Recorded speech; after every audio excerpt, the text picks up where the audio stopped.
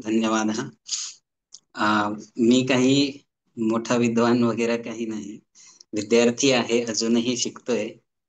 आणि एक माझ्याकडून लिहून द्यायच्या मध्ये राहून गेलं की माझं मीमांसा शास्त्राचं जे अध्ययन झालेलं आहे ते आदरणीय डॉक्टर मणिक द्राविड शास्त्री गुरुजी जे चेन्नईला असतात त्यांच्याकडे माझा मीमांसा दर्शनाचा अभ्यास झालेला आहे. गुरुजींची ओळख सगळ्या हिंदू समाजाला असतेच, कारण उभय मीमांसा वाद दिग्गज म्हणून त्यांना किंवा अनेक अशा विविध उपाधी त्यांना मिळालेल्या आहेत. सर्व विद्वत मणिरत्नच आहेत ते. आणि खरंच माझं सौभाग्य आहे की मी त्यांच्याकडे ही लुप्तप्राय होत असलेली विद्या शिकलो. सर्वप्रथम सकल संत विचार मंच आणि पिताश्री प्रतिष्ठान पुणे पुण्यपत्तन यांच्या या एका पवित्र कार्यामध्ये त्यांनी मला सहभागी करून घेतलं, यासाठी मी मनपूर्वक आभारी आहे.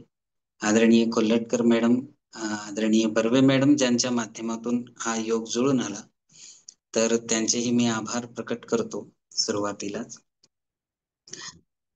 आणि आपण फार याच्यामध्ये न जाता, औपचारिकतांमध्ये न जाता आपण मुख्य विषयाकडे जाऊया, चिंतन करूया थोडस. आमच्या गुरुकुल अध्ययन प्रणालीमध्ये आजचा हा आपला उपक्रम जो आहे तो चिंतन करण्यासाठीचा आहे असं आम्ही समजतो. मी मार्गदर्शन करणं एवढा मोठा नाही अजून. शबराय निगमाय सुकर्म बोधिने मुनये जैमिनये च सूत्रिणे शबराय च भाष्यकारिणे नम ईशाय कुमारिलात्मने. श्री गुरुभ्यो नमः. जैमिनी महर्षी व त्यांचं तत्वज्ञान असा हा आपला आजचा विषय आहे. यज्ञ मीमांसा किंवा यज्ञ आणि मीमांसा दर्शन असा आपण हा विषय आज बघूया. पूर्वमीमांसा दर्शनाची सामान्य ओळख सगळ्यांना असते. हे आस्तिक षड दर्शनांपैकी आणि भारतीय 9 दर्शनांपैकी एक दर्शन आहे. खूप महत्वाचं दर्शनशास्त्र आहे. आणि या दर्शनाची सूत्र रचना ही महर्षी जैमिनींनी सुमारे ईसापूर्व 5000 वर्षांपूर्वी, म्हणजे खरं तर आपल्याकडे कोणत्याही आध्यात्मिक विद्येचा काल निर्णय करणे ही गोष्ट आपल्या शुद्ध सनातन वैदिक धर्मामध्ये फारशी बसत नाही. म्हणजे त्याची कारणं आहेत, कारण आपण सनातन अनादी अनंत परंपरेला मानणारे आहोत. त्यामुळे आपल्याकडे ह्या सगळ्या गोष्टी अनादी अनंत आणि प्रवाह नित्य या स्वरूपाने असतात. तरी सुद्धा पाश्चात्य अध्ययन अध्यापन संशोधन प्रणालीमध्ये या गोष्टी पुढे आलेल्या आहेत. त्या हिशोबाने जो काही विद्वानांनी कालनिर्णय करायचा शेवटचा, म्हणजे जे भारतीय विद्वानांना, वेदप्रामाण्य स्वीकारणाऱ्या विद्वानांना जो काल सुमारे अपेक्षा म्हणजे साधारणपणे मान्य आहे, तो आहे ईसापूर्व 5000 वर्षपूर्व. तर महर्षी जैमिनींनी एकूण 20 अध्यायांमध्ये 16 अध्यायांमध्ये मीमांसा दर्शन लिहिलेलं आहे. त्यातील 12 अध्यायांचा प्रमेय विचार आज आपण करणार आहोत. राहिलेल्या 4 अध्यायांना संकर्षण कांड म्हणतात. तर संकर्षण कांडामध्ये जसं निरुक्तामध्ये दैवत कांड आहे, देवदेवतांचं स्वरूप आहे, तसं संकर्षण कांडामध्ये यज्ञात उपयुक्त विषयांचा सखोल विषय अभ्यासलेला असतो, त्याचे सूत्र आहेत. तो आजचा आपला विषय नाही. आपला 12 अध्यायांमध्ये महर्षी जैमिनींनी जे प्रमेय आणि तत्वज्ञान मांडलेलं आहे त्याचा आपण आज विचार करणार आहोत. पौराणिक काही कथा किंवा संदर्भांवरून महर्षी जैमिनी हे बादरायणांचे शिष्य असाही एक प्रवाह आहे. आता त्यात उहापोह बराच झालेला आहे की वेदव्यास, महर्षी वेदव्यास, वेदांत सूत्रांचे रचयिते वेदव्यास, बादरायण व्यास हे एक आहेत का नाही, त्यातील हे जैमिनी महर्षी कुणांचे शिष्य वगैरे. पण आपला जो उद्देश आहे आता सध्याचं जे, ते ह्यांचा कालनिर्णय, त्यांचं व्यक्तिमत्व किंवा त्यांनी समाजात कार्य काय केलेलं आहे या सगळ्या गोष्टींचा नाही. आपण आज त्यांचा दर्शन वाङ्मयामध्ये त्यांनी जे दर्शन लिहिलेलं आहे, ज्या दर्शनाची परंपरा त्यांनी प्रवृत्त केलेली आहे, त्याचं काय महत्व आहे आणि त्याचा प्रमेय भाग काय आहे ह्याच्यावर आपण लक्ष केंद्रित करूया. काही शब्दांचा अर्थ आपण इथे आधी समजून घेऊया, त्यानुसार हा पुढचा सगळा विषय. आणि मी एक स्वरूप तुम्हाला सांगतो की आपण 12 अध्यायांचा प्रमेय मीमांसा दर्शनातील सूत्रांचा, त्या 12 अध्यायांमध्ये महर्षींनी वेगवेगळ्या विषयाचं प्रमाण इत्यादी जे आपण पुढे बघणार आहोत, तोही एक भाग बघूया. त्याचसोबत मीमांसा दर्शनाचं आपल्या हिंदू सनातन वैदिक धर्मामध्ये काय महत्वाचं स्थान आहे त्याचा विचार, आणि या मीमांसा दर्शनाचा दार्शनिक भाग, अशा 3 मुख्य विषयांवरती आपण विचार करणार आहोत. तर ही मीमांसाची जी परंपरा आहे, ही परंपरा अनादी आहे असं आपण का म्हणतो? कारण छांदोग्योपनिषद किंवा असे अनेक संदर्भ आहेत, वैदिक पौराणिक संदर्भ, ज्यात मीमांसा हा शब्द आलेला आहे. त्याचं एक उदाहरण म्हणजे छांदोग्योपनिषदामध्ये महाशालाः महाश्रोत्रियाः समेत्य मीमांसां चक्रुः.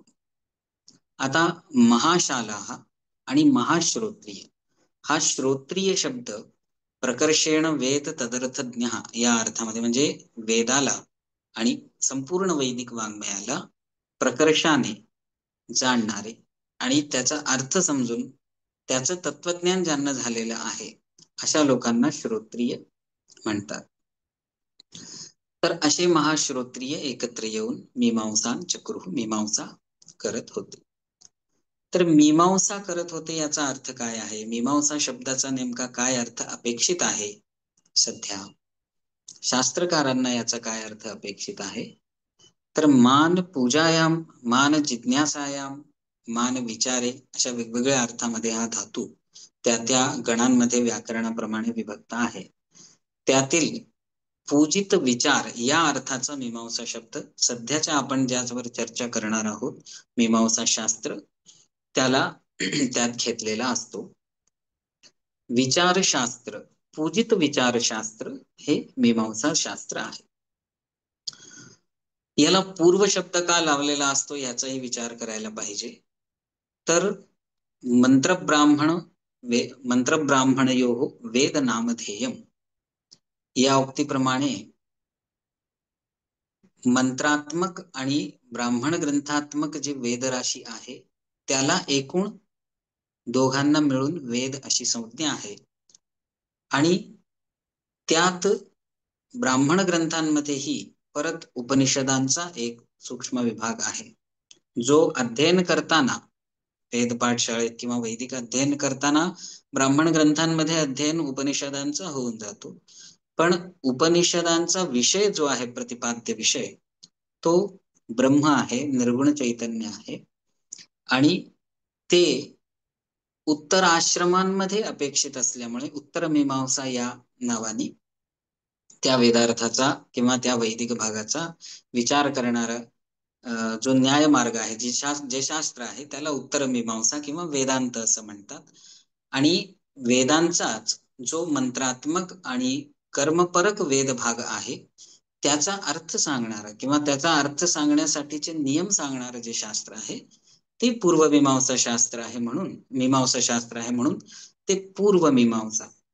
कारण आपल्या सनातन वैदिक धर्माची जी आश्रम व्यवस्था आहे, त्या आश्रम व्यवस्थेमध्ये ब्रह्मचर्य, गृहस्थ आणि वानप्रस्थ, संन्यासाश्रम.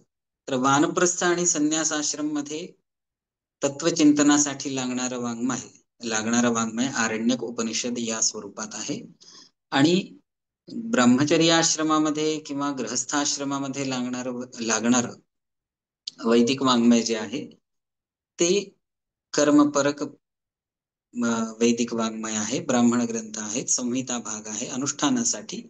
त्यामुळे त्याचा पूर्व या शब्दाने उल्लेख करत त्याचा विचार करणार कर्मपूर्वक तत्वज्ञान मिळवण्याचा विचार ही एक आपल्याकडे आहे. त्यामुळे कर्मशास्त्र समजून घेणार जे शास्त्र आहे, कर्माचा सिद्धांत समजून घेणारे जे शास्त्र आहे त्याला पूर्वमीमांसा असा पूर्व शब्द लावलेला आहे. हे शास्त्र शुद्ध अधिदैविक शास्त्र आहे असाही आपण विचार करायला पाहिजे. अधिदैविक का? कारण या संपूर्ण सृष्टीचक्राचं नियमित परिपालन, सुचारू परिपालन करणाऱ्या ज्या काही आत्ताच्या भाषेत, विज्ञानाच्या भाषेत आपण समजून घ्यायचं असेल तर ज्या काही शक्ती आहेत त्या शक्तींचं नियमन, त्या शक्तीच आपण देवता शक्ती मानतो आणि त्यांची यज्ञाद्वारे पूजा करून अभीष्ट प्राप्ती, यतः अभ्युदय निःश्रेयसयोः सिद्धी सधर्मः. आणि हे सांगणार अभ्युदय निःश्रेयसयोः अलौकिकोपायम वेदयति स वेदः. म्हणजे वेदामध्ये मनुष्याचा अभ्युदय आणि निःश्रेयस या दोन्ही गोष्टी सांगणारं जे तत्वज्ञान आहे त्याचं निरूपण केलं जातं. आणि पूर्वमीमांसा शास्त्रामध्ये यज्ञयागादींचा विचार जास्त आहे. त्यामुळे अभ्युदय प्राप्त करण्यासाठीचं जे काही मार्ग, जो काही मार्ग आहे धर्म मार्ग, त्या धर्म मार्गाचा देवताद्वारे यज्ञामध्ये निरूपण करणारं शास्त्र हे आहे. आता यज्ञ म्हणजे काय? यागादिरेव धर्मः. पूर्वमीमांसा दर्शनामध्ये पहिल्या अध्यायामध्ये पहिलं सूत्र आहे अथातो धर्म जिज्ञासा, दुसरं आहे चोदना लक्षणोर्थो धर्मः.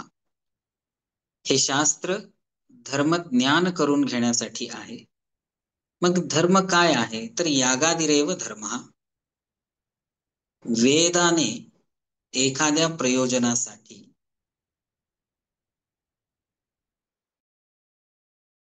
ज्या क्रियेचं विधान केलेलं आहे ती क्रिया म्हणजे धर्म. यागादिरेव धर्म. धर्म हा शब्द अनेक वेगवेगळ्या अर्थांमध्ये परिभाषित केला जातो, त्याचा उपयोगही केला जातो. आता आपण एकूण जी भारतीय संस्कृती, जी आपली वर्णाश्रम व्यवस्था इत्यादी आहे त्यालाही धर्म म्हणतो. एक धर्म म्हणजे न्याय इत्यादी दर्शनांमध्ये पुण्य आणि पाप यालाही धर्म शब्दाचा उपयोग केला जातो. आणि अदृष्ट म्हणजे जे आहे ते. आणि इथे मीमांसा दर्शनाच्या संदर्भामध्ये धर्म म्हणजे वेदानी तुमच्या इष्टसिद्धीसाठी किंवा तुमच्या अनिष्टाच्या परिहारासाठी जो काही क्रियाकलाप सांगितलेला आहे तो सगळा वेद, तो सगळा धर्म. तर तो याग आदी आहे. आदी शब्दाने अनेक विध धर्म आहे. सगळा जो काही आपल्याला वर्णाश्रम धर्म म्हणून आपल्या स्मृतींमध्ये, पुराणांमध्ये, वेदांमध्ये किंवा शिष्टाचारांमध्ये जो काही आपल्याला धर्म दिसतो तो सगळा इथे वेदोक्त आहे असं आपण समजायचं आहे. हे हा म्हणजे या विषयाचा आग्रह करणारं हे शास्त्र आहे मीमांसा दर्शन. एक आणखी विशेष महत्वाचा विषय असा आपण समजून घेतला पाहिजे की सध्या आपल्या धर्माची जी स्थिती झालेली आहे आपल्या संस्कृतीमध्ये, एक मोठा आपण त्याला समस्या म्हणूया, चिंता म्हणूया किंवा आव्हान म्हणूया, ते असं झालेलं आहे की आपली सगळी विचारधारा जी आहे ती विचारधारा, ती जी पद्धत आहे आपली, ती सगळी हळूहळू लोकायत होत चाललेली आहे. लोकायत म्हणजे लोकायत दर्शन हे चार्वाक दर्शनाला म्हटलं जातं. आपण इथे झालेलं आहे का होणार आहे मला माहित नाही, चार्वाक दर्शनाचाही परिचय आहे. तर चार्वाक दर्शनामध्ये प्रत्यक्ष प्रमाणाने जी गोष्ट सिद्ध होत असेल तेवढीच त्यांना मान्य आहे आणि त्या पलीकडचं सगळं ते अर्थार्जनोपाय म्हणून निंदा वेदाची आणि वैदिक संस्कृतीची करतात. तर आपण आता मध्ये खूप असा काळ आला होता. आपण आता उदाहरण म्हणून इंग्रजांचं फक्त सांगतो, पण त्यांनी जे नुकसान केलं आहे त्यापूर्वीही काही गोष्टींचा सनातन संस्कृतीवरती दुष्प्रभाव झालाय, किंवा त्यांनी ह्याच्यामध्ये आव्हान निर्माण केलं होतं. त्याही पूर्वी म्हणजे जैन दर्शन, बौद्ध दर्शनाच्याही पूर्वी, चार्वाक दर्शन तर आधीपासून आहे, पण त्याही पूर्वीपासून मीमांसा म्हणून काय प्रेझेंट केलं, किंवा वैदिक हिंदू संस्कृती म्हणून काय प्रेझेंट केलं, की फक्त वर्णव्यवस्था मानणारं दर्शन, भेदभाव करणारं दर्शन इत्यादी अनेक गोष्टी ज्या काही प्रचलित आहेत त्या सगळ्या हायलाइट करून दाखवल्या गेल्या.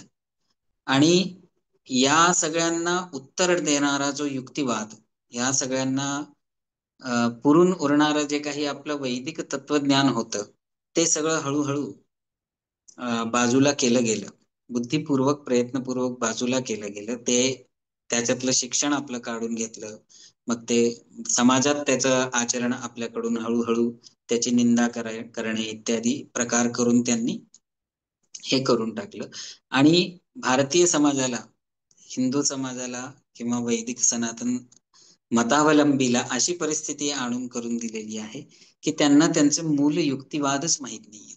जे 90% आत्ताचा आपला सनातन वैदिक फॉलोअर असा मिळू शकतो आपल्याला, जो आम्ही जे काही नित्य नैमित्तिक कर्म करतो त्याच्या मागचं कारण, त्याच्या मागचं वैदिक तत्वज्ञान किंवा त्याच्या मागचं वैदिक युक्तिवाद हे त्याला माहित नसतं. म्हणूनच जेव्हा कुठेतरी त्या गोष्टींवरती उपहास, आक्षेप, थट्टा, चेष्टा इत्यादी केले जातात, त्याला अमानवीय किंवा भेद इत्यादी करणारं जेव्हा दाखवलं जातं, त्यावर आक्षेप केले जातात, त्यावेळेला आपल्याकडे काही उत्तर नसतं. असे आमच्या घरात करत आलेले आहेत, आमचे पूर्वज असं करत होते म्हणून आम्ही करतो, हे उत्तर ते देतात. मग पूर्वजांनी जर हे बुद्धिपूर्वक केलं असतं, आपल्या विचारांनी केलं असतं, तर ते लोकाला जो जो युक्तिवाद करायला तुमच्या समोर आलेला आहे, त्यांनी युक्तिवाद केल्यावरती जर तुमच्याकडे प्रमाण नसेल तर ती गोष्ट समाजामध्ये मान्य होत नाही, युक्तिवाद करणाऱ्याला मान्य होत नाही. त्यामुळे आपल्या धार्मिक गोष्टींचं निरूपण किंवा आपल्या धार्मिक गोष्टींचं अनुष्ठान आपण का करतो याचं युक्तिवाद, हा सगळा युक्तिवाद मीमांसा दर्शनामध्ये आहे. ते आपल्याला आपल्यापासून दूर केलं गेलं,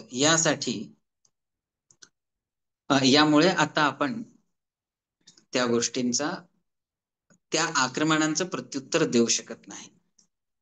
तर विषय भटकायला नको म्हणून आपण मूल विषयाकडे परत येऊया, की आर्शन धर्मोपदेशंच वेदशास्त्र विरोधिना यस्तर्केणानुसंधत्ते स वेदम स धर्मम वेद नेतरः.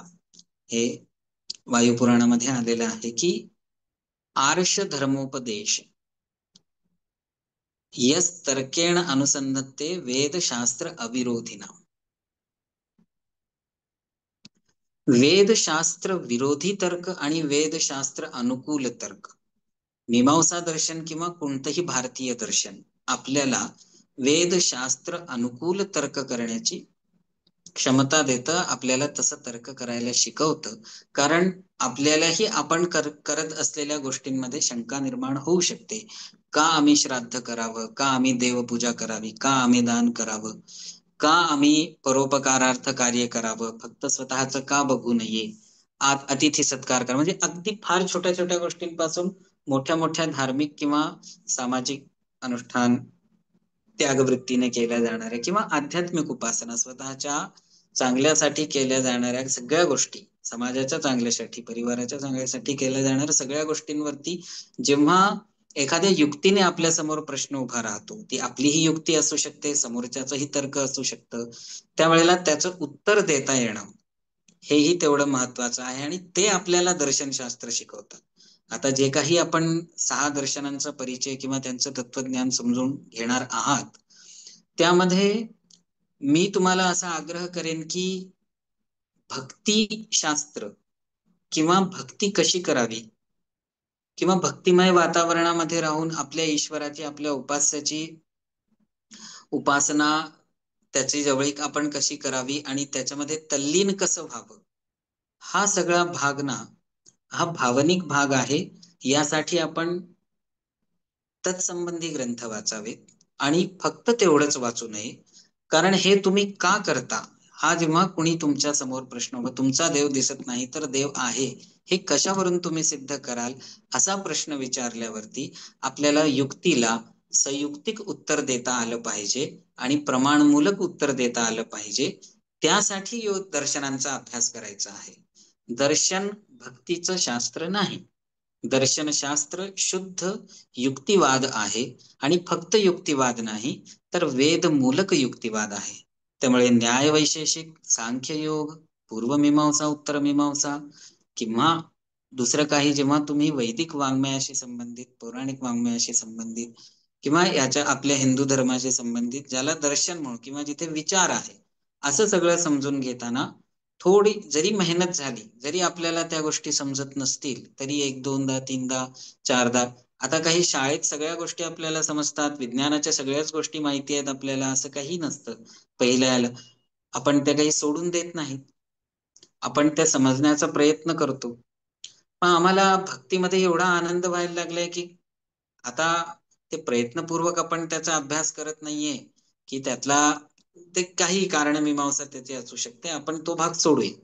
पण माझा आग्रह एवढ्याच साठी आहे की दर्शनशास्त्रांचा विचारांचा अभ्यास करताना त्याचा मागचा युक्तिवाद जो आहे, वैदिक युक्तिवाद जो आहे, वेदमूलक श्रुतीमूलक युक्तिवाद जो आहे, तोही समजून घ्यायचा प्रयत्न करायला पाहिजे. आपण तो नाही आपल्याकडे, म्हणून कोणीही येतं आणि आपल्यावर टीका करायला लागलेला आहे.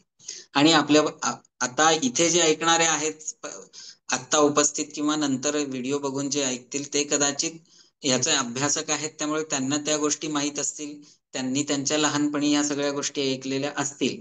पण वर्तमान काल, आत्ताचा जो काल आहे, आत्ताची जी पुढे प्रेझेंट करणारे म्हणजे पुढे आपल्या देशाचं नेतृत्व करणार आहे सगळ्याच बाबतीत, त्यांना ह्यातलं काहीही माहीत नाही. त्यांच्या समोर युक्तिवाद केल्यावरती ते गपचूप घरी येतात. आमच्या घरी करत होते, का करत होते आम्हाला माहित नाही. त्यांनी सिद्ध केलं, कशाला शिवलिंगावरती तुम्ही दूध हे करता, त्यापेक्षा एखाद्या गरजू व्यक्तीला ते दूध दिलं असतं तर त्याचं भलं झालं असतं, इत्यादी युक्तिवाद त्यांनी केला. आपण त्याला उत्तर देऊ शकलो नाही कारण समोर आपल्याला तो युक्तिवाद पटला. त्यामुळे आपण गपचूप घरी आलो आणि कुठेतरी आपल्याच मनामध्ये ही शंका निर्माण झाली की तसं बघायला गेलं तर खरंय की आपल्या धर्मामध्ये अशा काही घोडचुका आहेत. अशा गोष्टीही समाजामध्ये चालू आहेत. त्याचं कारण हे आहे की आपल्याला मीमांसा, न्यायादी, दर्शनांचा युक्तिवाद माहित नाही. ठीक आहे, तर आपण विषय मीमांसा दर्शनाकडे नेऊया. आता मीमांसा दर्शनामध्ये जसं मी मगाशी सांगितले की वेद वाक्यांचा विचार आणि कर्मपरक वेद वाक्यांचा विचार हा आपल्याला इथे मीमांसा दर्शनामध्ये करायचा आहे. तो त्यासाठी महर्षींनी 12 अध्यायांमध्ये जवळजवळ 2,500 सूत्रांमध्ये आणि 907 अधिकरणांमध्ये धर्माचा विचार केलेला आहे. म्हणजे हा आता आम्हाला तेनाली परीक्षामध्ये हा विषय होता, तर ते 12 अध्याय समजून म्हणजे गुरूंकडून शिकून त्याची परीक्षा द्यायला आम्हाला जवळजवळ 3 वर्ष लागतात. त्या 3 वर्षांमध्ये आम्ही 12 अध्यायातील 907 अधिकरणांचा 2,500 सूत्रांचा अभ्यास करून ती पद्धत जी आहे मीमांसेची, जो विचार जो आहे तो समजतो. म्हणजे एवढा गंभीर मोठं शास्त्र ते आहे. त्यानंतर त्याच्या उद्ग्रंथ, वादग्रंथ पुढचे आहेत.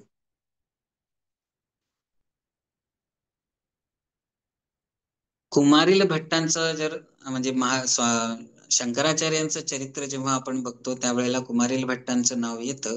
कुमारील भट्ट हे खूप मोठे आचार्य या परंपरेमध्ये होऊन गेलेले आहेत. त्यांनी श्लोकवार्तिक, तंत्रवार्तिक, टीका म्हणून या सगळ्या 12 अध्यायांवरती छान टीका ग्रंथ, सुंदर अद्वितीय टीका ग्रंथ लिहिलेले आहेत. आणि ते नव्य मीमांसेचं मूल स्थान आहे. या मीमांसामध्ये प्रमाण, प्रमेय, या मीमांसा दर्शनामध्ये प्रमाण, भेद, शेषत्व, प्रयुक्ती, क्रम, अधिकार, सामान्यातिदेश, विशेषातिदेश, ऊह बाध तंत्र प्रसंग अशा 12 अध्यायांचा विचार केलेला आहे.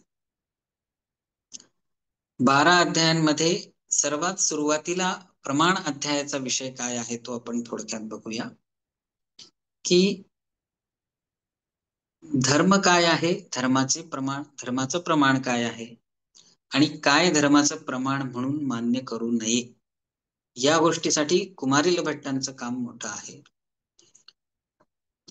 सूत्रांमध्ये चोदना लक्षणोर्थो धर्म असं सांगितलेलं आहे की वेद विहित अर्थ धर्म, वेद विहित अर्थ धर्म, अर्थात वेदोक्त म्हणजे वेदांनी हे तुम्ही करा, यासाठी करा असं ज्याचं विधान केलेलं आहे, जे तुमच्या चांगल्यासाठी आहे, ज्यांनी कोणत्याही प्रकारचा अधर्म होत नाही आणि जे प्रयोजनाची सिद्धी करून देणार आहे ते धर्म. चोदना एव प्रमाणम, चोदना प्रमाणम एव, या चोदना लक्षण सूत्र म्हणजे प्रमाण सूत्राचा जेव्हा विचार केला जातो तेव्हा तिथे 2 गोष्टींचा विचार केलेला आहे की का वेदच प्रमाण मान्य करावं धर्मासाठी आणि वेद प्रमाण आहे हे कशावरून, दुसऱ्या गोष्टी का प्रमाण नाही. म्हणजे इथे 2 गोष्टी महत्वाच्या झाल्या. वेदांचं प्रामाण्यही सिद्ध करायचं आहे धर्माच्या बाबतीत आणि वेदातिरिक्त वेदबाह्य किंवा वेद विरुद्ध गोष्टींचं प्रामाण्य का नाही. तर इथे युक्ती अशी आहे, अधिकरणांमध्ये हा सगळा विषय विभागलेला असतो. अधिकरण ह्याचा परिचय मी थोडक्यात सांगतो. अधिकरण म्हणजे एखादा विचार आपल्याला करायचा आहे तर त्याचे 5 भाग करून तो विचार केला जातो. पूर्वपक्षः विषयो विषयश्चैव पूर्वपक्षस्तदोत्तरं संगतिश्चेति सिद्धांत शास्त्रे अधिकरणं विदुः. म्हणजे समजा आता हा जो विचार आहे की वेदाचं धर्माचं प्रमाण वेदच का आहेत हा विचार करायचा असेल तर इथे एक पूर्वपक्षी असणार.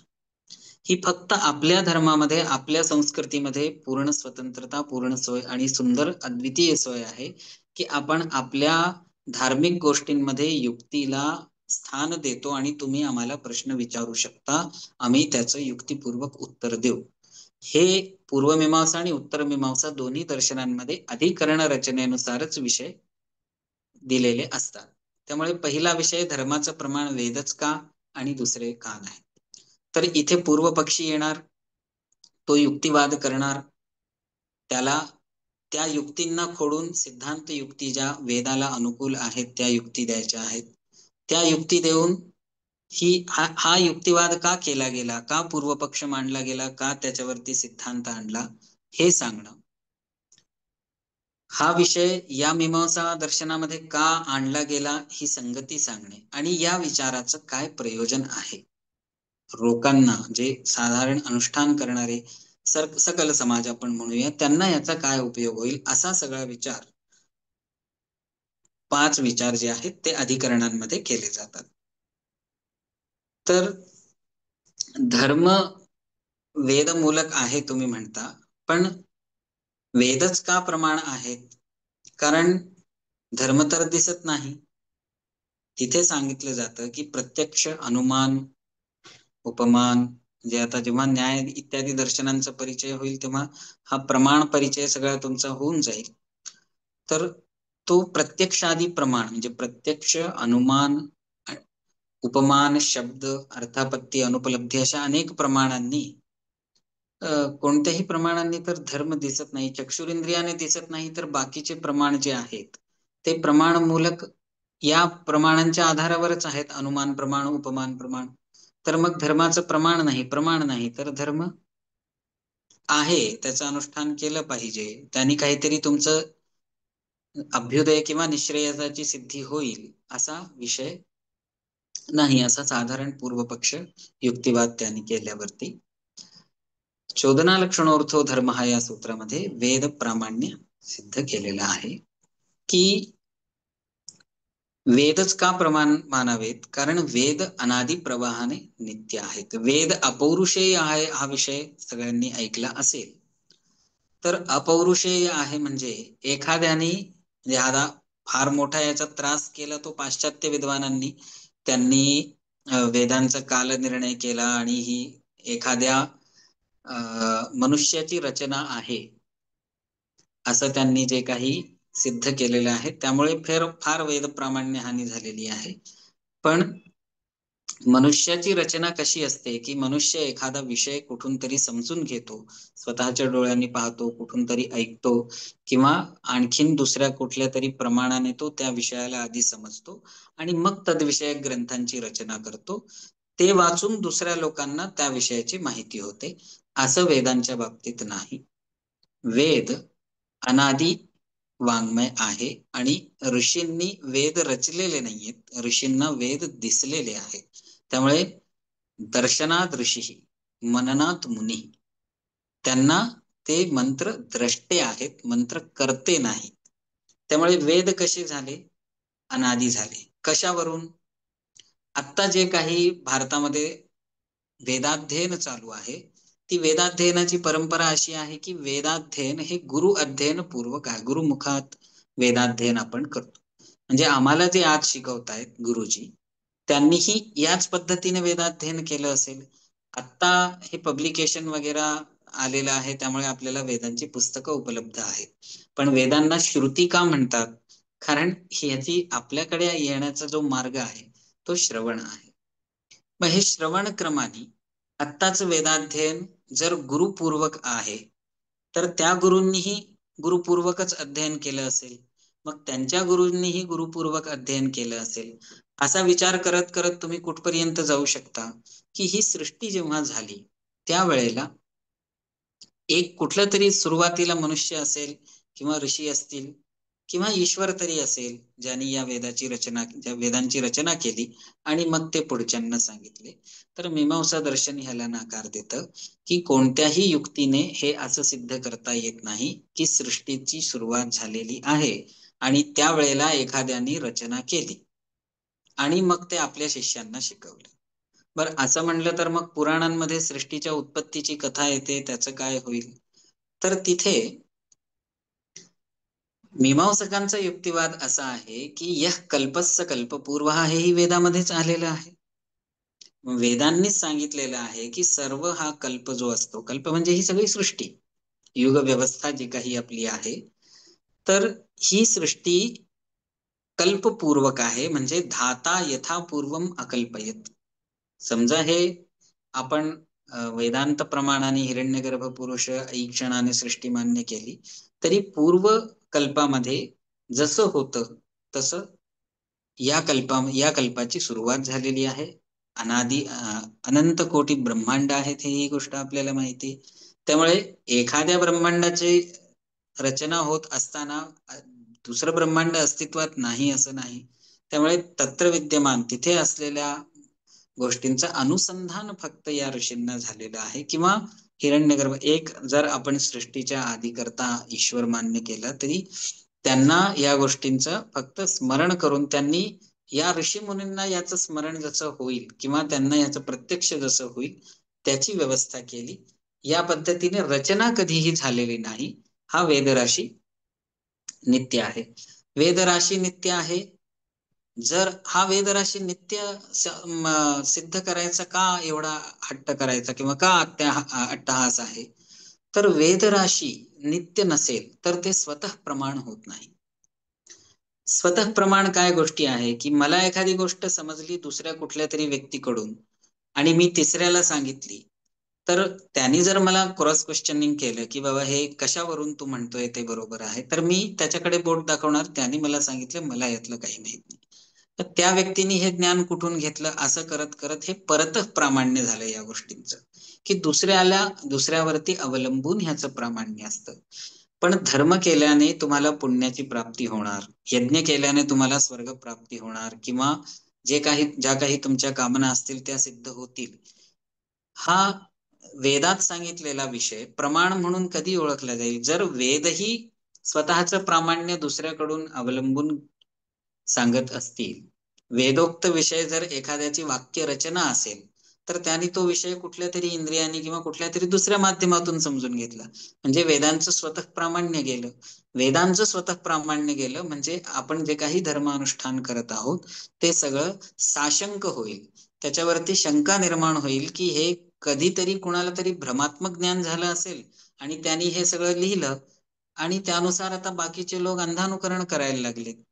अशी अप्रामाण्य शंका होऊ नये म्हणून मीमांसा दर्शनांनी खूप मोठ्या युक्तींनी प्रमाणाध्याय म्हणजे तर्कपाद म्हणतात त्याला, की पहिला अध्यायाच्या पहिल्या पादामध्ये पहिल्या चरणामध्ये या सगळ्या गोष्टींचा विचार केला.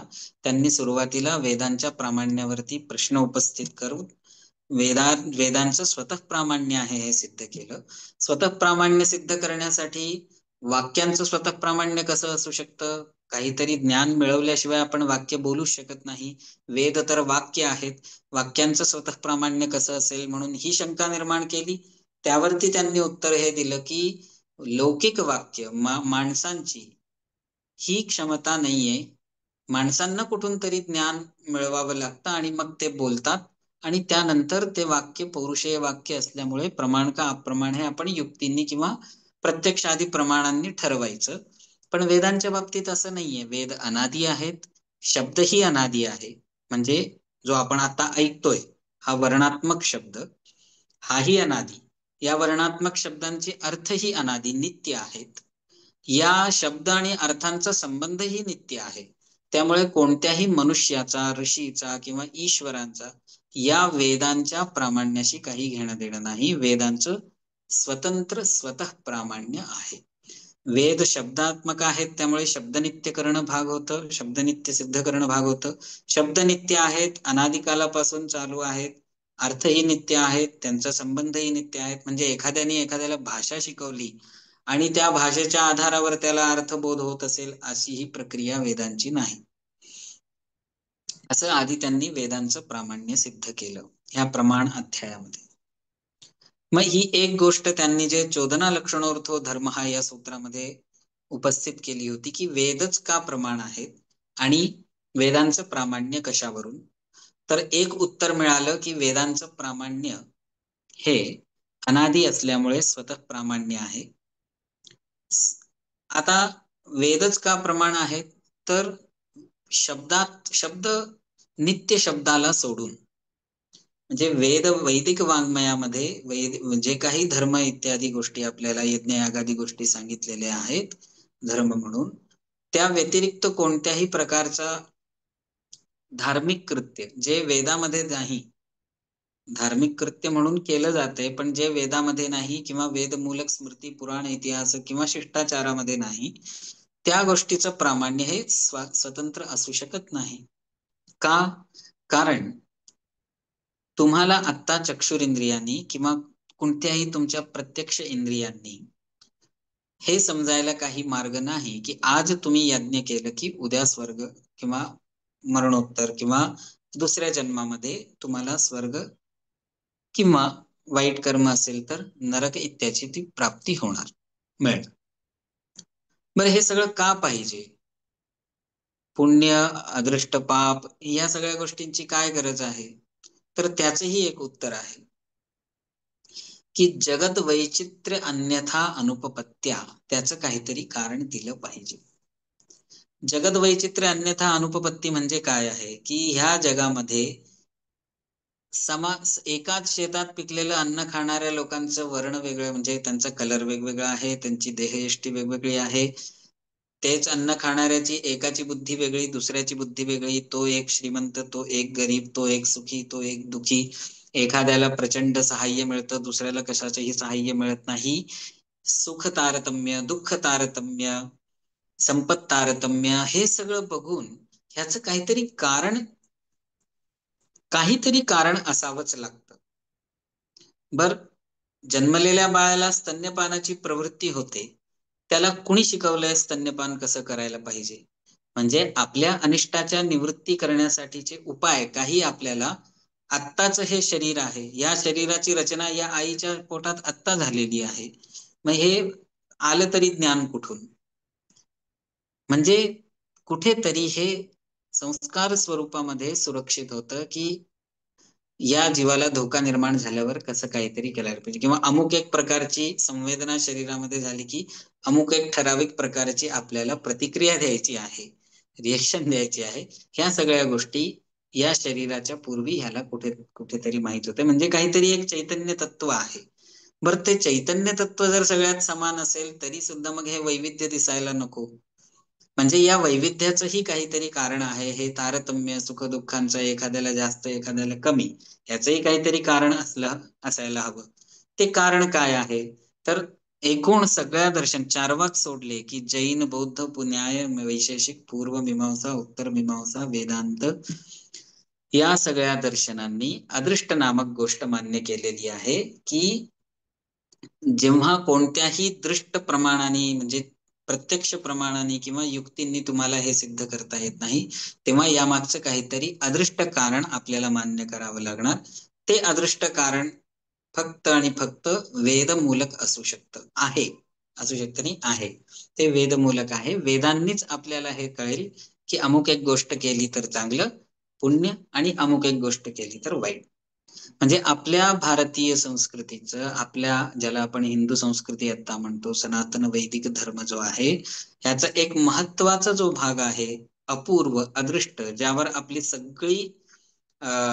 सगळा क्रियाकलाप अवलंबून आहे, त्याचा मूल अदृष्ट आहे. आणि अदृष्ट आहे का नाही याचं मूल वेद आहेत.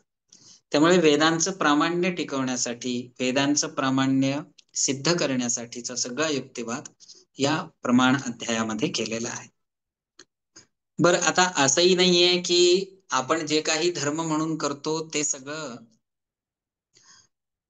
आपण फक्त वेदातनं वाचून केलेलं आहे. किंबहुना सध्याच्या काळामध्ये 99.9% अशी परिस्थिती आहे की आपण जे काही रोज करतो ते कोणीही कुठेही वेदातनं वाचलेलं नाहीये. पण आपण ते करतोय कारण आपल्या आई वडील, आपले आई आजी आजोबा किंवा आपले शेजारचे जे काही धर्मावलंबी आहेत ते सगळे धर्मबुद्धीने त्या गोष्टीला करतायत. असे अनेक आचार आहेत की जे कोणत्याही पुराणामध्ये दिसत नाही, कुलधर्मांचं कुठलंही एक पुस्तक नाही.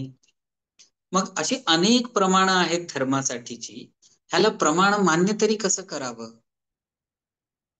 आणि कोणत्या आचाराला मान्य करावं, कोणत्या पुस्तकाला आपण धर्माचं पुस्तक म्हणून मान्य करावं, यासाठीची ही चर्चा इथे केलेली आहे. की वेदामध्ये वेद तर प्रमाण आहेत, ठीक आहे, पण अशा काही गोष्टी, उदाहरणार्थ होलाकाधिकरण, होलाका, वसंतोत्सव, आचार इत्यादींचं एक अधिकरण येतं या प्रमाण अध्यायामध्येच, की आचरणामध्ये अशा अनेक गोष्टी आहेत ज्या स्मृती ग्रंथामध्ये दिसत नाहीत. मग ह्या प्रमाण की अप्रमाण? पूर्वपक्ष असाच असणार की प्रमाण तर तुम्ही फक्त वेदाला मान्य केलेलं आहे धर्माचं, त्यामुळे हे प्रमाण मानता येत नाही.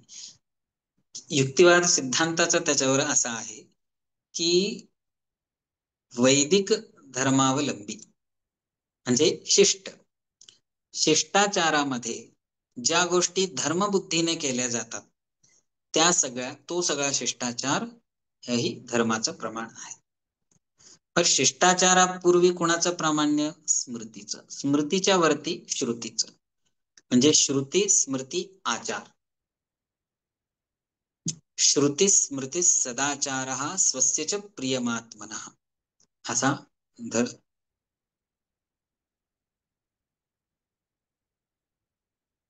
हो.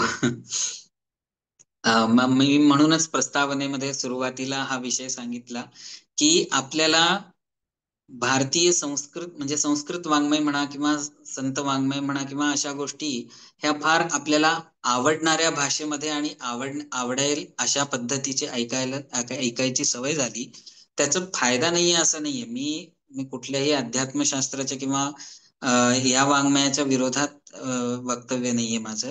आपण समजून काय घेतलं पाहिजे की आपण युक्तिवादाचा अभ्यास किंवा युक्तींचा अभ्यास करायचा सोडून दिल्यामुळे आपल्या धर्माचा आता ऱ्हास व्हायला लागलाय, हानी व्हायला लागली. कारण आपल्याला युक्तींनी या गोष्टी सिद्ध करता येत नाहीत, अनेकदा प्रश्न उपस्थित राहिले. त्यामुळे मी थोडासा जरी अवघड वाटत असेल तर मला मध्ये सूचना द्या, मी तो थोडा सोपा करायचा प्रयत्न करतो. तर आपण चर्चा करत होतो या विषयाची की धर्माच्या प्रमाणाचा क्रम कसा आहे. तर वेदानंतर वेदमूलक श्रुती, वेदमूलक आचार आणि शेवटी राहिलं वेदमूलक अनुष्ठान करणारी किंवा वेदाला प्रामाण्य मानणारी संत मंडळी. आपण संतांच्या वाङ्मयाचा अभ्यास का करतो? कारण संतांच्या वाङ्मयामध्ये एकही तुम्हाला असं उदाहरण मिळणार नाही की जे वेदोक्त तत्वाच्या विरोधात संतांनी मांडणी केलेली असेल. मग अशी अनेक उदाहरणं आपल्याला कथांमधनं मिळतात की जिथे आचार्यांनी, एखाद्या संतांनी अमुक एक उपाय सांगितला, तो उपाय केला गेला आणि जे पाहिजे होतं ते मिळालं, किंवा एखादं आलेलं संकट गेलं. आता एखादं संकट होतं म्हणजे काहीतरी तुमचं अनिष्ट, म्हणजे दुरित पाप काहीतरी होतं, पूर्वजन्मकृत. पूर्वजन्मकृत पाप नष्ट होण्यासाठीचं कृत्य किंवा पूर्वजन्माचं पाप जे आहे ते नष्ट होण्यासाठीचं प्रमाण, आता आपण मागे चर्चा केल्याप्रमाणे फक्त वेदच असायला पाहिजेत. मग संतांचं वाङ्मय तिथे कसं काय कारणीभूत ठरलं, किंवा संतांचा निर्देश कसा काय कारणीभूत ठरला, त्यातही परवानगी दिलेली आहे की नाही. तिथे एक पंक्ती येते, नाही उन्मार्गेण प्रतिभानं भवति. म्हणजे जे वेदोक्त तत्वाला मानणारे आहेत, वेदोक्त तत्व अनुसंधान करतात, उपनिषदांचं, वेदांचं, मंत्रांचं रहस्य ज्यांना समजलेलं आहे, ज्यांचं अंतःकरण हे तपःपूत आहे, अशांचं, वैदिक आचार करणाऱ्या व्यक्तींचं, सामान्य धर्म, विशेष धर्म, सर्व प्रकारच्या धर्मांचं आचरण करणाऱ्या व्यक्तीचं उन्मार्ग म्हणजे वेद विरुद्ध वागणं किंवा चिंतन किंवा स्फुरण होत नाही. म्हणजे कालिदासाच्या ह्याच्यामध्येही, शाकुंतलामध्येही हा विषय येतो की प्रमाणम अंतःकरण प्रवृत्तयः. तर अंतःकरण प्रवृत्तयः प्रमाणम हे कसं होतं की तुमची भावना, तुमचं शिष्टत्व, म्हणजे तुमचं आचरण जेव्हा संपूर्णपणे वैदिक धर्माला अनुसरून असतं, तेव्हा जेव्हा संकटाचा काळ येतो त्यावेळेला आपल्या अंतःकरणी वृत्तीनुसार आपण जायचं आहे, तोही धर्ममार्गच आहे, हे ह्याचं प्रामाण्य वेद अनुमोदित प्रामाण्य आहे. आणि याच अधिकरणांमध्ये कुमारिल भट्टांनी एक विषय घेतलेला आहे, वर्णकांतर त्यांनी केलेला आहे, तो फार समजून घेणं महत्वाचं आहे की आपल्या स्मृतींमध्ये, आपल्या पुराणांमध्ये, वेदामध्ये अहिंसा, सत्य, दम, शम, उपरती, तितिक्षा इत्यादी, किंवा साधन चतुष्टय संपत्ती म्हणा, किंवा वापी, कूप, तडाग म्हणजे पाणपोई किंवा जलाशय निर्माण करणे इत्यादी, अन्नदान इत्यादी जे काही धार्मिक गोष्टी सांगितलेल्या आहेत, त्याच धार्मिक गोष्टी जैन दर्शनाच्या वाङ्मयामध्येही आहे, बौद्ध दर्शनाच्या वाङ्मयामध्येही आहे. त्यांनीही अहिंसा इत्यादी तत्वांचा उल्लेख केलेला आहे. मग त्या चांगल्या गोष्टी त्यांच्याकडून शिकल्या तर काय वाईट आहे, असा जर प्रश्न विचारला गेला तर तिथे वाईट काहीच होत नाही. फक्त युक्तिवाद किंवा सिद्धांत असा आहे दर्शनांचा, मीमांसा दर्शनाचं, की ते वेद मूलक नाही, उलट ते वेद निंदक आहेत. त्यामुळे वेदाप्रामाण्य आस्तिक म्हणजे वेदांना घरी आणून उदबत्ती लावून त्याची पूजा करणार, किंवा घरी देवाची पूजा करणारा तो आस्तिक, ही आस्तिकत्वाची व्याख्या नाही. आस्तिक म्हणजे जे वेदोक्त तथ्यांचं, वेदोक्त धर्माचं आचरण, अनुष्ठान करणार आहे, आणि निश्चप्रज म्हणजे निशंक, एक क्षण सुद्धा त्याला लागणार नाही की वेद प्रमाण आहे का नाही याचा विचार सांगताना, म्हणजे मी जे काही करतोय ते सगळं वैदिक प्रमाण आहे, वेद मूलक आहे, हे सांगण्यात ज्याला अजिबात संकोच नाही, अशा व्यक्तीला आस्तिक म्हणतात. मग तिथे त्यांनी स्पष्ट 2-3 अधिकरणांमध्ये हा वर्णक करून विषय आणलेला आहे की वेद बाह्य किंवा वेद अप्रमाण मानणाऱ्या लोकांकडून जरी चांगल्या गोष्टी त्यांनी ते लिहिलेल्या असल्या, आणि तिथून समजून तुम्ही जर हे चांगल्या गोष्टी आहेत म्हणून आपण याचं अनुष्ठान केलं पाहिजे, तर ते तुमच्या निश्रेयस सिद्धीसाठी कारणीभूत होणार नाही. म्हणजे त्यांनी तुमचं जो अपेक्षित आहे तो उपासना मार्गामध्ये किंवा कर्म मार्गामध्ये तुम्हाला फलप्राप्ती होणार नाही. कारण धर्माचं मूल फक्त वेद आहे, त्यामुळे तुम्ही वेदमूलक वेदांकडूनच त्या गोष्टी समजून घ्या. साक्षात वेद वाचता येत नाहीयेत तर वेदोक्त स्मृती, वेदानुमोदित स्मृती इत्यादी जे ग्रंथ आहेत, पुराण ग्रंथ जे आहेत, किंवा आपल्या शिष्टाचार परंपरेमध्ये ज्या गोष्टी आलेल्या आहेत, तिथून त्या गोष्टी समजा. त्यामुळे आणि शंकराचार्यांनीही या गोष्टींचं अनुमोदन केलेलं आहे. स्वाध्याय विधी एक प्रसिद्ध आहे की स्वाध्यायाचा म्हणजे स्वकुल परंपराने आलेल्या वेदशाखेचा अध्ययन आपण केलं पाहिजे. ते कशासाठी? त्याचा अर्थ समजून घेण्यासाठी. वेदांचा अर्थ कशाला पाहिजे? धर्म निष्पन्न करण्यासाठी. कोणता धर्म? आत्ताचा जो लौकिक जो आपण सगळ्या गोष्टी आपल्याला करायच्या आहेत, वर्णाश्रम धर्म, आश्रम धर्म, तोही, आणि ब्रह्मज्ञानही प्राप्त करून घेण्यासाठी वैदिक वाङ्मयाचंच अवलंबन करायचं आहे तुम्हाला. अनंतर म्हणजे आधुनिक ग्रंथ वाचून तुम्ही संत वाङ्मयावरती विषय हा नाही. संत वाङ्मयाचाही, कारण संतांनी ज्या काही गोष्टी लिहिलेल्या आहेत त्या सगळ्या वेदमूलक आहेत, पण त्या व्यतिरिक्तही अशा अनेक गोष्टी झालेल्या. आत्ताच्या नवीन पिढीला तर हमखास आपलं जुनं काही वाङ्मय आठवत नाही. त्याच गोष्टी ह्युमॅनिटी आणि पीस ह्या नावाखाली इंग्रजाळलेल्या भाषेत, किंवा ज्यांची फार बुद्धी एकदम त्यांनी तन मन सगळं स्वतः वाहून गेलेलं आहे पाश्चात्य संस्कृतीला, अशा पद्धतीने लिहिलेल्याच भारतीय गोष्टी पण त्यांना आवडतात. हे विचित्र अवस्था आहे ती सगळी. पण त्याचं कारण हे आहे की आपल्यालाच माहित नाही की आपल्या वेदमूलक, आपल्या संस्कृतीचं मूल ग्रंथ काय आहे आणि ते का मूल ग्रंथ आहे. तर हे असं होत चाललेलं आहे. ते रोखण्यासाठी आपल्याला मीमांसा माहित असायला पाहिजे. निदान मीमांसा दर्शनाने आपल्या धर्म संस्कृतीमध्ये किती मोठं काय काय आपल्याला दिलेलं आहे हे तरी आपल्याला माहित असलं पाहिजे. त्याची चर्चा नाही होत. त्या अवघड आहेत, ऐकायला छान वाटत नाही, म्हणून ते विषय टाळले जातात. ठीक आहे. तर त्या गोष्टी आज शंकराचार्यांनीही आत्मावारे द्रष्टव्य, श्रोतव्य, मंतव्य, निदिध्यासितव्य, इथे जो आपल्याला तत्व साक्षात्कार करून परमात्म तत्व मिळवायचं आहे, त्यासाठी हा नियमविधी आहे. आता आपल्याकडे वेळ नाही, आपण परत कधीतरी अनेक गोष्टींवरती चर्चा करूया की मीमांसेमध्ये कोणकोणत्या प्रकारच्या वाक्यांचा विचार केला जातो, विधी काय, नियम काय, परिसंख्या काय. तर तिथे हा नियमविधी केलेला आहे की तत्व साक्षात्कार म्हणजे मोक्षाच्या मार्गावरती जेव्हा तुम्ही चालायला सुरुवात करता, तेव्हा श्रवण, मनन, निदिध्यासन आणि तत्व साक्षात्कार असा क्रम आहे. श्रवण हे काय करायचं आहे? तर परमात्म तत्व आहे, म्हणजे एक परमात्म तत्व आहे, ते आपल्याला वैदिक आख्यानातून, वैदिक वाङ्मयातून, उपनिषदांतूनच समजून घ्यायचं आहे. हे श्रवण करायचं आहे. आणि त्या क्रमाने ते केलं नाही तर ते तुमच्या निश्रेयसापर्यंत तुम्हाला नेणार नाही. कधीतरी तुम्हाला वैदिक वाङ्मयातून त्या गोष्टी समजून, वेदमूलक वाङ्मयातून त्या गोष्टी समजूनच तुम्हाला मोक्ष प्राप्तीसाठी, तत्व साक्षात्कारासाठी पुढे वाटचाल करायची आहे. यासाठीचे अनेक अधिकरण उत्तर मीमांसा ग्रंथामध्ये आहे, त्याचा आपण नंतर विचार करूया. म्हणजे हा विषय का आणला आपण इथे? कारण चांगल्या गोष्टी, धार्मिक गोष्टी, ह्या सगळ्या सर्व गोष्टी वेदमूलक आहेत हे समजून घेऊनच त्यांचं अनुष्ठान केल्यावरती आपल्याला अभीष्ट फलाची प्राप्ती होते.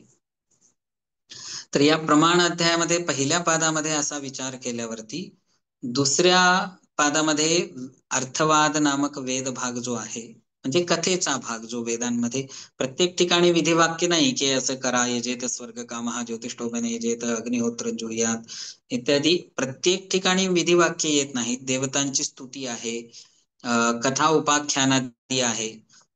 तर त्या वेदवाक्यांचं तर कुठल्याही क्रियेमध्ये तात्पर्य नाही. मग तुम्ही तर मगाशी म्हणाला होतात की जे क्रियामूलक वाक्य असतात तेच वेदवाक्य, त्यांचंच प्रामाण्य असतं, तोच धर्म. मग हे तर धर्म नाही. कथा जेव्हा सांगितली जाते हे कसं धर्म झालं? कसं काय ह्याचं धर्म म्हणून प्रामाण्य स्वीकार करावा या वेदभागांचा? तर या आक्षेपावरती समाधान करत त्यांनी सांगितलेलं आहे की कथा, आख्यान, उपाख्यान इत्यादी जे वेदांमध्ये असतात त्यांचं जरीही स्वतःच्या अर्थामध्ये, म्हणजे जो काही कथा भाग आहे त्याच्यात तात्पर्य नसतं. तर समजा वायू एक देवता आहे, वायू क्षिप्र देवता म्हणजे फार वेगवान देवता आहे. तर वायू स्वतः वेगवान असेल तर वायू देवतेचं हविष्य दिल्यावरती जे याग तुम्ही कराल त्या यागाने वायू शीघ्र तुम्हाला फल देईल. या उपाख्यानाचं काय तात्पर्य झालं की त्या कर्मामध्ये प्रवृत्ती, त्या कर्माची स्तुती केली की त्या कर्मामध्ये प्रवृत्ती होते. जसं शिखाते वर्धते बाल श्रद्धया गुडचिं पिब, त्या बाळाला त्रास झालेला आहे, औषध द्यायचं आहे त्याला, पण ते औषध आहे म्हणून घे त्याला सांगितलं असं सरळ सरळ तर तो घेणार नाही. मग त्या औषधाची काहीतरी स्तुती करावी लागणार, किंवा त्या बाळाला आपल्याला काहीतरी कथा सांगावी लागणार. हे औषध अमुक एकाने घेतलं होतं, त्याला एवढी शक्ती मिळाली, तू पण. मग हे सगळं आपण का करतो? हा सगळा अर्थवाद असतो, ही सगळी स्तुती असते. याने काय होणार? त्या कर्मामध्ये त्याची प्रवृत्ती होणार. प्रवृत्ती झाली की त्याचं त्याला फल मिळणार. म्हणजे त्याला कळतं कधीतरी की हे जे सांगतायत हे काही हे नाहीये, पण एवढं त्याला माहित असतं की हे माझ्या चांगल्यासाठी हे काहीतरी करतायत, सांगतायत, घेऊया म्हणून तो घेतो. प्रत्येक गोष्टीमध्ये अशी उदाहरणं आहेत. त्यामुळे त्याची प्रवृत्ती होते. प्रवृत्ती झाली की त्याला योग्य फल मिळणार, कारण क्रिया निष्पन्न झालेली आहे. तर हे कर्म मार्गामध्ये प्रवृत्त करण्यासाठी वैदिक वाङ्मयाचा अर्थ कसा लावायचा यासाठी अशा अर्थवादाधिकरणांचा उपयोग होतो. यानंतर मंत्रांचा विचार केलेला आहे प्रमाण अध्यायामध्ये, की मंत्रांचा काय उपयोग आहे. कारण परत तोच विचार की क्रिया नाही सांगत मंत्र ही कोणते, एखाद्या देवतेचं स्वरूप सांगतात. ही देवता अमुक बलवान आहे, म्हणजे इंद्र सूक्त आहेत. आता ऋग्वेदामध्ये बघा कितीतरी सूक्त आहेत, तर त्या सगळ्यांमध्ये देवतांची स्तुती आहे. ह्याचा काय उपयोग आहे, ही शंका निर्माण केली. आणि त्याचं समाधान असं केलं की वेदांच्या म्हणजे तत्वज्ञानासाठी जसं वैदिक वाङ्मयाचाच अवलंबन करायला पाहिजे असा नियम आहे, तसा आता देवपूजा करताना आपण फुलं वाहताना फुलं व्हायचंच का मंत्र म्हणायचं आहे? कारण यदेव विद्यया करोति श्रद्धया उपनिषदा तदेव वीर्यवत्तरम भवति. त्याचं तात्पर्य असं की जे तुम्ही करताय ते विद्यया, म्हणजे ते समजून, हे आपण करणारे कोण, काय करतोय, कशासाठी करतोय, कोणत्या प्रमाणाने करतोय, आणि याची फलप्राप्ती काय, काय इथे असायला हवं, काय असायला नवं, या सगळ्या गोष्टींची चिकित्सा करून आपण तो जसा ती क्रिया करावी, तर त्याचं योग्य फल मिळतं. त्याचप्रमाणे ते श्रद्धापूर्वक केलं पाहिजे, तरच आपल्याला त्याची श्रेष्ठ फलप्राप्ती होते. फलप्राप्तीच होणार नाही असं नाही, श्रेष्ठ फलप्राप्ती होते, चांगली फलप्राप्ती होते. आता इथे मंत्रांचा काय उपयोग आला, की देवाला फुलं वाहण्यासाठी मंत्रांची गरज नाहीये. फूल उचलायचं, देवांवर आपण व्हायचं समोर, ती क्रिया करू शकतो. त्या क्रियेला मंत्र लागत नाही, पण ती क्रिया करताना तुमचं चित्त तिथे त्या जे तुम्ही करताय शरीराने त्याच मुवमेंटकडे किंवा त्याच क्रियेकडे तुमचं चित्त आहे का नाही, हे मंत्र म्हणण्याने सिद्ध होतं. त्यामुळे प्रयोग समवेतार्थ स्मारकत्व मंत्राणाम प्रयोजनम. मंत्रांचं काय प्रयोजन आहे?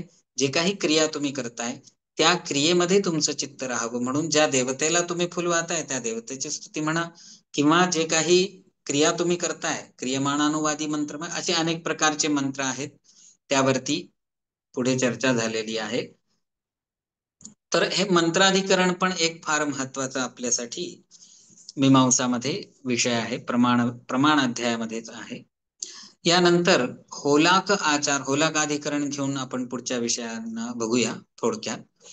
तर होलाक अधिकरण पण फार महत्वाचं आपल्यासाठी मीमांसा दर्शनामध्ये का आहे? कारण आपण अनेकदा डायव्हर्सिटी, युनिटी इन डायव्हर्सिटी, म्हणजे अनेकता में एकता इत्यादीचं जे करत असतो, ती वेदांनी आपल्याला ती कल्पना दिलेली आहे. कशी दिलेली आहे? आणि ती मीमांसा दर्शनाने होलाकाधिकरणामध्ये सिद्ध केलेली आहे, की ठराविक काही भारताच्या भागांमध्ये ठराविक गोष्टी केल्या जातात, आचार. आता त्या ग्रंथांमध्ये जे आचार दिले ते आता आपण वेगळ्या नावाने ओळखतो त्या आचारांना, पण होलाकादी आचार म्हणजे काही देशांमध्येच होलिका उत्सव केला जातो, काही ठिकाणी केला जात नाही. किंवा महाराष्ट्रामध्ये आता गुढीपाडवा पर्व जे आहे ते आमच्याकडे जसं होतं तसं करत नाही. आमच्याकडे गुढीपाडव्याचं तसं प्रकार केला जात नाही जसं महाराष्ट्रामध्ये आहे. मग ही जी धर्माचरणाची काही ठराविक एक व्यवस्था आहे, ही व्यवस्था वेदांमध्ये पण अशीच व्यवस्था आहे का, की महाराष्ट्रीयन लोकांनी असं करावं, दक्षिण भारतातल्या लोकांनी तसं करावं, उत्तर भारतातल्या लोकांनी, मग दक्षिण भारतामध्ये मातुल कन्या परिणय हा आचार आहे, हा उत्तर भारतामध्ये नाही, तर दक्षिण भारतीयांनी केला तर तो प्रमाण उत्तर भारतीयांनी केला तर त्याच्यासाठी ते दोषकारक होणार वगैरे, असा एक आपल्या काही आचारांच्या बाबतीतला प्रश्न निर्माण झालेला असतो. तर पूर्व पक्ष असाच येणार की जो जसा ज्याच्या प्रदेशामध्ये जे केलं जातं ते फक्त त्याचसाठी प्रमाण, दुसऱ्यांनी ते करू नये, त्यांनी दुसऱ्यांचं करू नये, ही व्यवस्था पूर्व पक्षांनी मांडली. ह्याच्यावर सिद्धांत असा केला गेलेला आहे की श्रुती वाक्यामध्ये म्हणजे कसा क्रम आहे की आचार जो आपण करतो त्या आचाराचं वाक्य असायला हवं. ते वाक्य शास्त्र असतं इत्यादी जे आपण टिंगलच्या भाषेमध्ये म्हणतो ना, ते शास्त्र त्याचं मूळ असं आहे की त्याचं शास्त्र असायला पाहिजे. मूल शास्त्र म्हणजे वेद वाक्य असायला पाहिजे. जरी आत्ताच्या संविधान ग्रंथांमध्ये, ब्राह्मण ग्रंथांमध्ये उपलब्ध नसेल तरी शिष्टाचार अनादी कालापासून चालू आहे. याचा अर्थ शिष्टांनी तो श्रुतीमध्येच बघून केलेला आहे. श्रुती शाखा एखादी लुप्त झाली असेल आता, मग ते वाक्य कसं असेल, तर त्या वाक्यामध्ये जर तुम्ही अशी व्यवस्था केली दक्षिण भारतीय, उत्तर भारतीय, मध्य भारतीय, तर त्या वेदवाक्यामध्ये असं उपपद असायला हवं. पण वेदवाक्यांमध्ये अशा कोणत्याही प्रकारचं उपपद का असू शकत नाही, याच्यावरती खूप मोठा युक्तिवाद केलेला आहे. खूप मोठ्या सूत्रांची रचना आहे आणि शेवटी हे निर्णय केलेला आहे, हा निर्णय केला आहे तिथे की वेदवाक्यांमध्ये असा प्रदेशवाद किंवा असा प्रांतवाद वगैरे असा काही होऊ शकत नाही.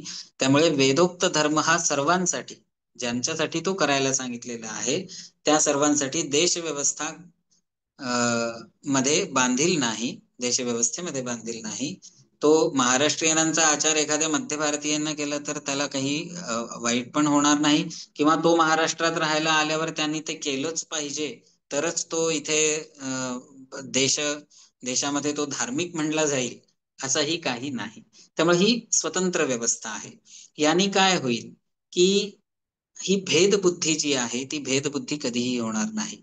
मग हे जे एकत्व आहे की कुठल्याही प्रांतातून आला असेल, वेदमूलक धर्माचरण करणारा आहे तो वैदिक आहे, तो आमचा आहे, त्याच्या पलीकडे काहीही भेद नाही त्याच्यासाठी.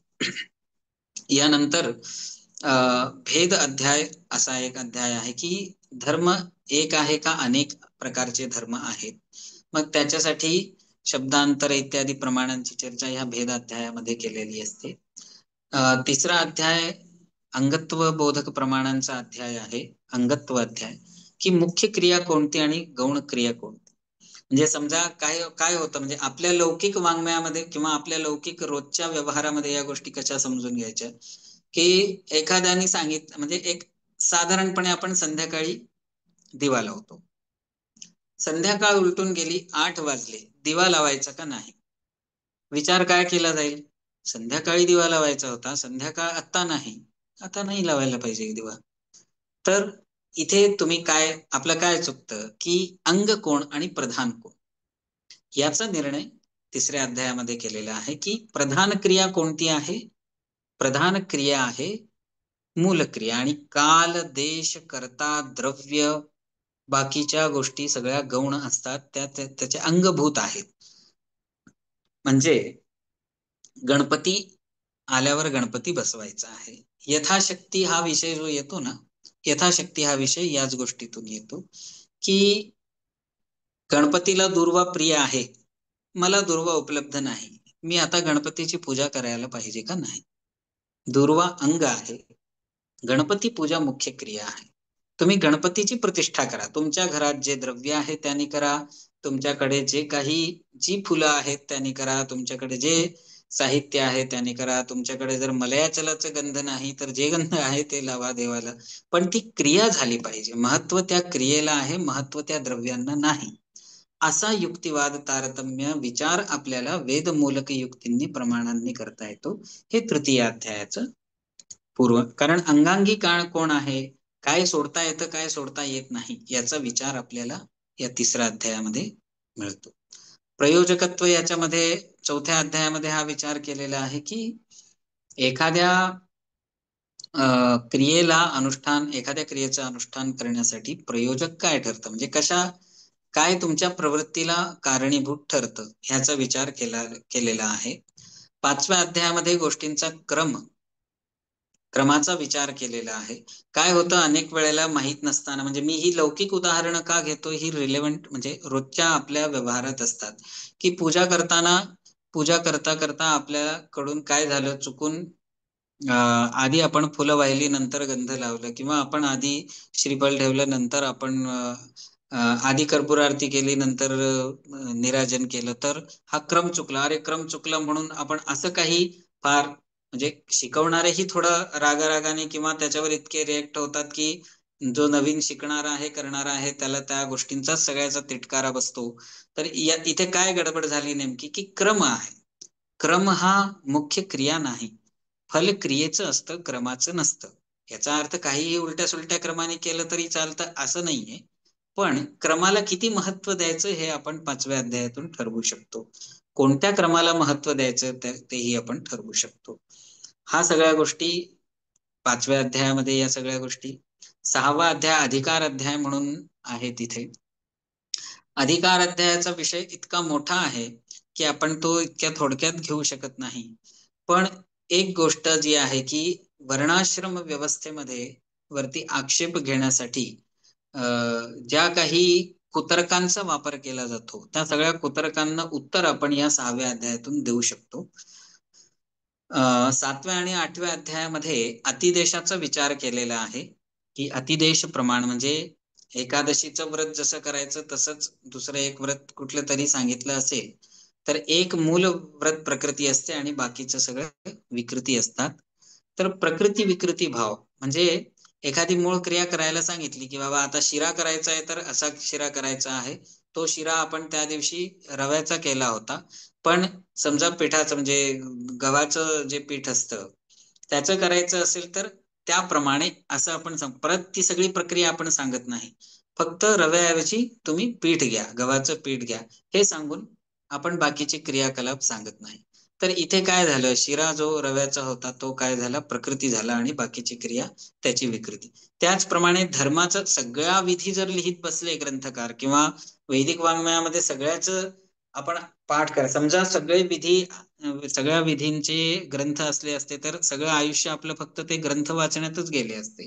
त्यामुळे तिथे वैदिक वाङ्मयामध्ये काय असतं की एक क्रिया सांगितलेली असते सांगोपांग, त्यानंतर त्यासारख्या होणाऱ्या सगळ्या क्रिया त्याच्याप्रमाणे कराव्यात असं सांगून ते पुढे जातात.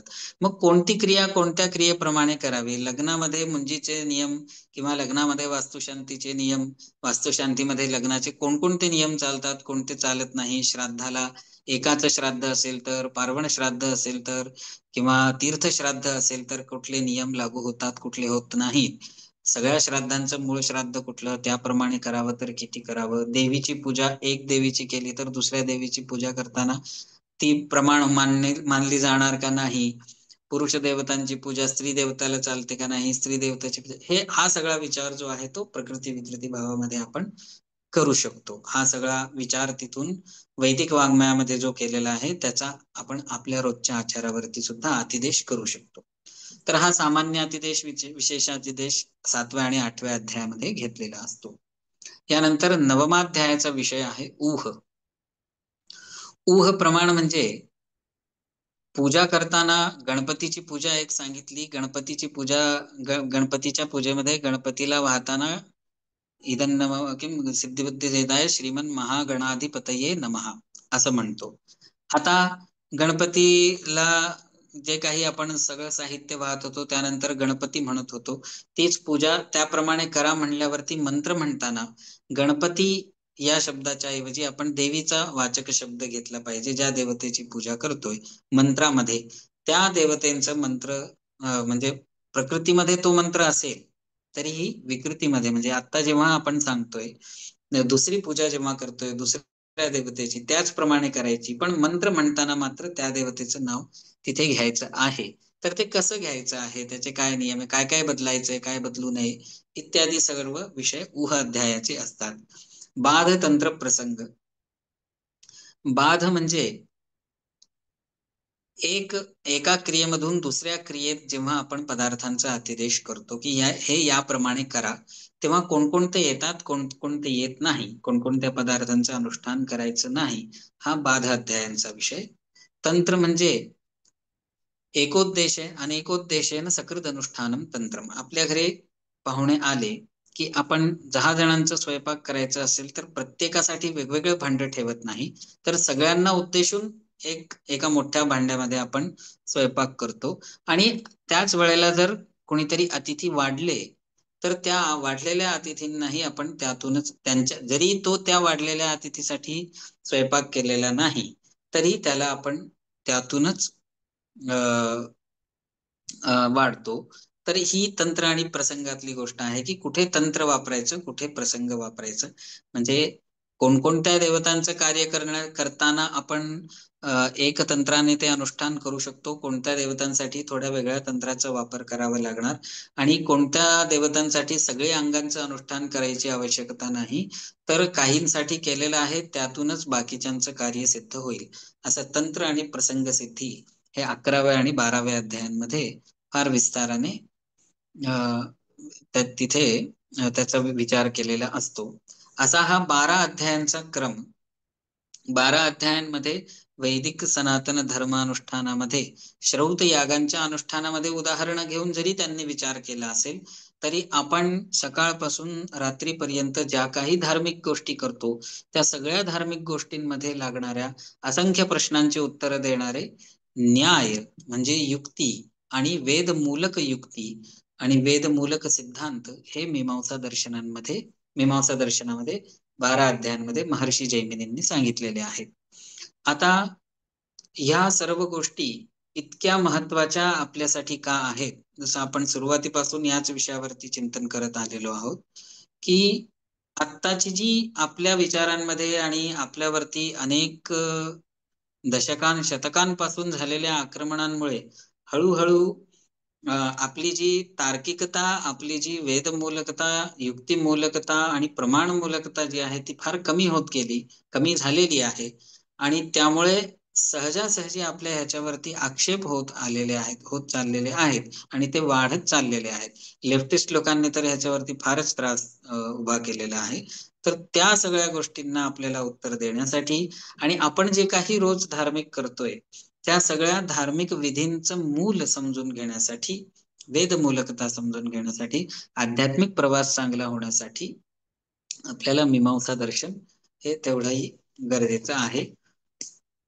हा सगळा विषय आपल्या समोर महर्षींनी मांडलेला आहे. हा मीमांसा दर्शनाचा प्रमेय भाग झाला. ह्याचा दार्शनिक विषय मी 1-2 मिनिटात सांगून आपण इथे थांबूया. कोणत्याही दर्शनामध्ये 5 गोष्टींचा विचार फार महत्वाचा असतो.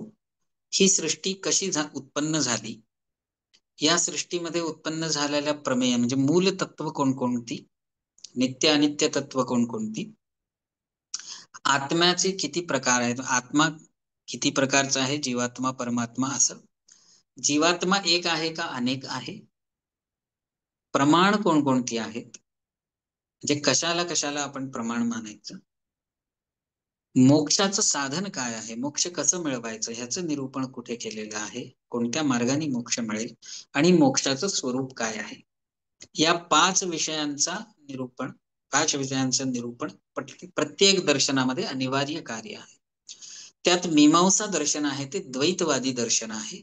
कारण मीमांसा दर्शनामध्ये अधिकारी निर्णय करून प्रत्येकाचं वेगवेगळ्या व्यक्तीचं वेगवेगळं धर्मानुष्ठान, त्याने यज्ञ केलं तर त्यालाच पुण्य मिळणार अशी व्यवस्था केलेली आहे. त्यामुळे हे द्वैतवादी आत्माचं नानात्व मानणारं दर्शन आहे. यांची सृष्टी प्रक्रिया ही थोडी नैयायिकांप्रमाणे आणि बाकीची वेदांतीप्रमाणे आहे. नैयायिकांप्रमाणे कशी की जगाची उत्पत्ती हे परमाणूंपासून मान्य करतात. त्यामुळे पृथ्वी, जल, तेज आणि वायू या 4 महाभूतांचे परमाणू आणि आकाश, काल, दिग, आत्मा इत्यादी नित्य द्रव्य यांनीही मान्य केलेले आहेत. अतिरिक्त शब्दालाही यांनी द्रव्य म्हणून मान्य केलेलं आहे. प्रमाणांची संख्या मीमांसामध्ये 6 आहेत. म्हणजे आता जेव्हा दर्शनांचा तुमचा म्हणजे आपला अभ्यास होईल त्यावेळेला आपल्या लक्षात येईल की 1 पासून चार्वाकापासून ते पुराण म्हणजे जवळजवळ 1 पासून 7, 8, 9, 10 पर्यंत प्रमाणांची संख्या जाते. तर त्यात पूर्व मीमांसा, उत्तर मीमांसा या दोन्ही दर्शनांमध्ये प्रमाणांची संख्या घेतलेली आहे 6. प्रत्यक्ष, अनुमान, उपमान, शब्द, अर्थापत्ती आणि अनुपलब्धी अशा 6 प्रमाणांनी आपल्याला लौकिक व्यवहार आणि वैदिक व्यवहार करायचा आहे. यानंतर मोक्षाचा उपाय आणि मोक्षाचं स्वरूप. तर मोक्षाचं स्वरूप या दर्शनामध्ये जरी सूत्रांमध्ये मोक्ष विषयक साक्षात सूत्र नसले तरी भाष्यकारांनी, वार्तिककारांनी म्हणजे शबर स्वामींनी, कुमारिल भट्टांनी आणि त्यानंतरच्या ग्रंथकारांनी सगळ्यांनी मोक्षाची चर्चा केलेली आहे. आणि दुःखध्वंसात्मक मोक्ष किंवा आनंद प्राप्त्यात्मक मोक्ष यांना मान्य आहे. आणि त्या मोक्षाची प्राप्ती कशाने होते, तर निष्काम कर्म म्हणजे काम्य कर्मांचा सर्वथा त्याग करावा, नित्य आणि नैमित्तिक कर्मांचं अनुष्ठान करत राहावं, त्याने चित्तशुद्धी होईल. अर्जित जे संचित, क्रियमाण आणि प्रारब्ध, प्रारब्धाचा भोगाने क्षय, संचित क्रियमाणाचा ज्ञानाने क्षय, असा ज्ञान कर्म समुच्चय वाद मान्य करून यांनी मोक्षाची प्राप्ती मान्य केलेली आहे या दर्शनामध्ये. याचाही आपण परत दुसऱ्या एखाद्या याच्यामध्ये विस्ताराने या सगळ्या विषयांचा परत एकदा विचार करूया. मला वाटतं थोडक्यात मी मीमांसा दर्शनाचं आणि मीमांसा शास्त्राचं स्वरूप आणि प्रयोजन तुमच्या समोर उपस्थित करण्यामध्ये गुरुकृपेने सक्षम झालो असेल आणि माझा विषय मी तुमच्यापर्यंत व्यवस्थित मांडला असेल असं मी समजतो आणि इथे थांबतो. धन्यवाद.